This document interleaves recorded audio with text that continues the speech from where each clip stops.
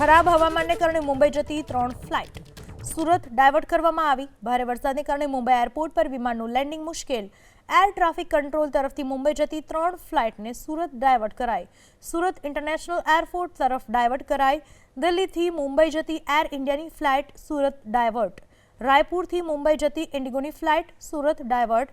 વારાણસીથી મુંબઈ જતી ઇન્ડિગોની flight Surat divert. ત્રણેય વિમાનોનું સલામત લેન્ડિંગ કરતા મુસાફરોએ લીધો રાહતનો શ્વાસ।